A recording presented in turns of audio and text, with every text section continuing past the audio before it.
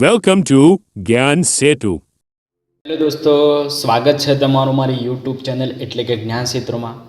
મિત્રો, જો તમે અમારી ચેનલને સબસ્ક્રાઈબ ના કર્યું તો સૌપ્રથમ સબસ્ક્રાઈબ કરી લેજો અને શરૂઆત કરીએ આજના ટૉપિકને. તો મિત્રો, આજે આપણે ધોરણ 7નું ગણિતનું મહત્ત્વનું ચેપ્ટર એટલે કે અપૂર્ણાંક અને દશાંશ સંખ્યાઓ જોઈશું. અને આ ચેપ્ટરમાં આપણે સ્વાધ્યાય 2.2નો પ્રશ્ન નંબર 1 જોઈશું. તો શરૂઆત કરીએ આજના પ્રશ્નની. તો પ્રશ્નમાં કીધું છે કે દરેકના 1/4 શોધો. તો આપણે સ્ટેપ બાય સ્ટેપ દરેક સંખ્યાનું શોધીશું. તો સૌપ્રથમ 1/4 આપણે 1/4 ભાગ શોધવાનો છે. હવે જ્યારે બે સંખ્યા વચ્ચે ગુણાકારનો સંબંધ જોડાય તો આપણને ખબર છે કે અપૂર્ણાંક સંખ્યામાં આપણે શું કરીશું, તો અંશ અંશનો ગુણાકાર કરીશું અને છેદ છેદનો ગુણાકાર કરીશું. દરેક ભાગમાં આપણે આવી રીતે કરીશું. અને બંને વચ્ચે જો કંઈ સરખું ઉપરથી અંશ છેદમાં દેખાય તો આપણે એને સીધી રીતે ઉડાડી દઈશું. તો અહીંયા અંશ અંશનો ગુણાકાર કેટલો થશે, તો 1 એકા 1 થશે અને ચોગું ચોગું કેટલા થશે, તો 4 × 4 16 થશે.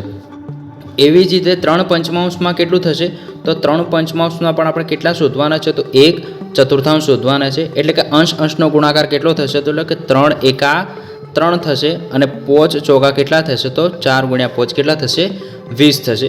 એવી રીતે 4/3 શોધીશું. તો 4/3 આપણે કેટલા શોધવાના છે, તો 1/4 શોધવાના છે. મિત્રો, આપણે જોઈ શકાય છે કે અહીંયા 4 અંશ અને છેદમાં સરખા સરખા દેખાય છે. તો આપણે 4 ને ઉડાડી દઈશું અને વચ્ચે એનું સંખ્યા મૂકી દઈશું એટલે કે 1/3 જવાબ આવે છે. એવી જ રીતે આપણે અહીંયા પ્રશ્ન જોઈશું કે દરેકના હવે આપણે કેટલા શોધવાના છે, 1/7 ભાગ શોધવાના છે.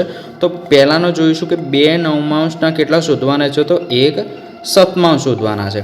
એટલે કે 2 એકા 2 થશે અને 9 સીતા કેટલા થશે, 63 થઈ છે. અહીંયા પહેલાંનો જવાબ આવી ગયો છે. બીજો પ્રશ્ન કહે છે કે ભાઈ 6/5 શોધવાનું છે.